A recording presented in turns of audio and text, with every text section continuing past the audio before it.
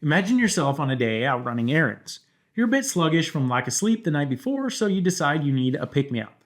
The coffee shop at the end of the block should do the trick. As you're walking in, you notice a sign for a $7 specialty drink of the month. A tempting offer, but more than you want to spend to supplement your caffeine addiction. Looking at the menu, you notice drip coffees are worth $4 and cappuccinos are worth $5.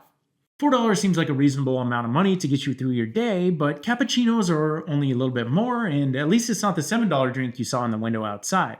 So you decide to get the cappuccino. What just happened here? Well, that was a phenomenon we all encounter called price anchoring. Let's talk about it.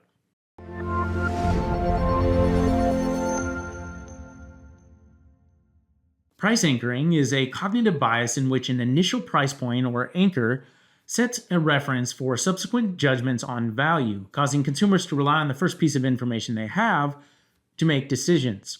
This effect influences buyers to perceive some prices as bargains or others as too expensive, depending on how they compare it to the anchor. And while anchoring is more measurable through monetary value, it doesn't always have to be about price. Anchoring happens with all of our experiences. For instance, if that had been the first coffee shop you'd ever visited, it would set the standard for other coffee shops in the future. Visits to different coffee shops would then be compared back to it in terms of atmosphere, taste, service quality, and more. That's just how our brains work. Our minds are constantly searching for reference points to make comparisons and make informed decisions. Like many psychological tools in a marketer's belt, this can be used for good or it can be used for bad. If you're using it to manipulate people into paying a higher price or artificially inflating prices well over market value, then it should go without saying, but you're using it unethically. This is how used car salesmen get a bad rep and movie theater popcorn is so expensive. Sure, the large is only $1 more, but should popcorn really cost $12 in the first place? Regardless, let's talk about some ways you can use price anchoring effectively without being sleazy. And this will also help you as a consumer be more aware of your own cognitive biases. As a business, one of the most common ways to leverage price anchoring is through tiered pricing of your products or services. For example, you may want to offer 3 pricing options: a premium service, a mid-tier service, and a basic service. Offering an array of different prices is a good thing. It allows people on different budgets to still get access to your products and services. The key thing to note here is that the premium service is generally going to be the most idealistic and valuable option, so you want to present that up front and use it as your anchor. This will help consumers compare pricing and value back to that premium option. For consumers who aren't ready to drop the big bucks right away, they'll usually see the middle tier as the more sensible compromise, and this usually becomes the most popular choice. The key thing here is that you want to make sure that the value consumers get is clearly displayed at each tier, and there's no trickery afoot. Trust is the most important thing, so the last thing we want to do is break it before we really even get started. And presenting a premium option first doesn't always have to include tiered pricing. For example, maybe you're selling apparel and you have a premium line that you offer. Well, presenting those up front and allowing customers to compare other prices back to it will make those other prices seem a lot more reasonable. I would call this using a premium first approach.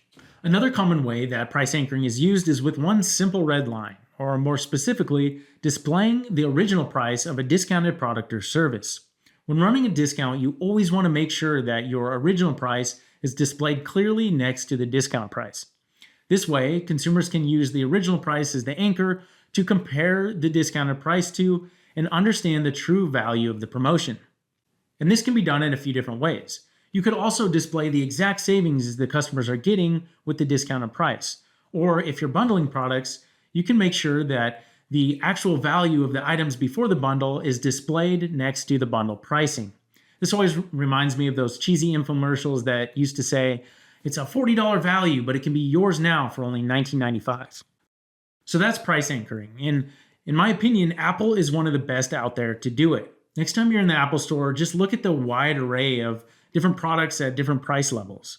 They do such a good job of walking consumers up the price chain with additional performance with only a little bit of extra cost. Next thing you know, you're walking out of there with a MacBook that could send a man to Mars.